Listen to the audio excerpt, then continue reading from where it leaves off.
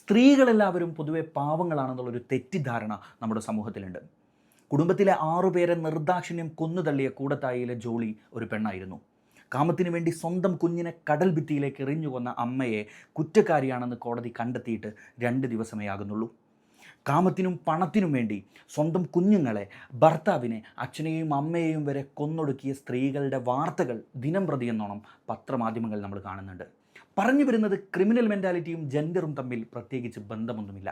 കേവലം വ്യക്തിവൈരാഗ്യത്തിൻ്റെ പേരിലോ പണത്തിനോ പബ്ലിസിറ്റിക്കോ ഒക്കെ വേണ്ടി നിയമം സ്ത്രീകൾക്ക് നൽകുന്ന പ്രത്യേക പരിഗണന ദുരുപയോഗം ചെയ്ത് വ്യാജ ലൈംഗിക പരാതികളും ഗാർഹിക പീഡന പരാതികളും കൊടുത്തുകൊണ്ട് നിഷ്കളങ്കരായ എത്രയോ പുരുഷന്മാരുടെ ജീവിതം നശിപ്പിച്ച സ്ത്രീകളെ പറ്റിയുള്ള വാർത്തകൾ അനവധി റിപ്പോർട്ട് ചെയ്യപ്പെട്ടിട്ടുണ്ട്.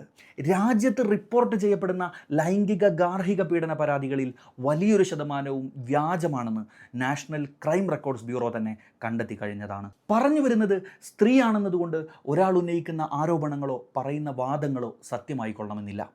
മറക്ക് പിന്നിലിരുന്ന് ഏതെങ്കിലും ഒരു സ്ത്രീ ആരോപണം ഉന്നയിക്കുമ്പോഴത്തേക്ക് യാതൊരു തെളിവുമില്ലെങ്കിൽ പോലും ആരോപിതനായ മനുഷ്യനെ കുറ്റവാളിയായി മുദ്രകുത്തി അവൻ്റെ അഭിമാനവും അന്തസ്സും പിച്ച് ചീതുന്ന പ്രവണത മനുഷ്യത്വ വിരുദ്ധമാണ്. പുരുഷനെതിരെ ഏകപക്ഷീയമായി ഉപയോഗിക്കപ്പെടുന്ന റേപ്പും വിവാഹവും ഒക്കെയായി ബന്ധപ്പെട്ട നിയമങ്ങളെ മാറിയ കാലത്തെ സാഹചര്യത്തിനനുസരിച്ച് ജെൻഡർ ന്യൂട്രലാക്കേണ്ടതിൻ്റെ അനിവാര്യതയെപ്പറ്റി ലീഗൽ സർവീസ് ഓഫ് ഇന്ത്യ അവരുടെ ജേണലിൽ വിശദമായി പ്രതിപാദിച്ചിട്ടുണ്ട്. സുഹൃത്തുക്കളെ, ആണുങ്ങളുടെ ആത്മാഭിമാനത്തിനും വിലയുണ്ട്. കരയാനും പരസ്യപ്രകടനങ്ങൾ നടത്താനും അവർ വരാത്തത് കൊണ്ടാണ് അവരുടെ വൾണറബിലിറ്റി നിങ്ങൾ തിരിച്ചറിയാതെ പോകുന്നത്.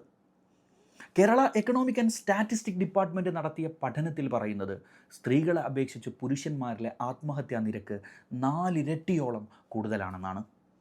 കേരള സ്റ്റേറ്റ് യുവജന കമ്മീഷൻ നടത്തിയ പഠനത്തിൽ ഡിപ്രഷൻ്റെ റേറ്റും ആണുങ്ങളിലാണ് കൂടുതലെന്ന് കണ്ടെത്തിയിട്ടുണ്ടായിരുന്നു.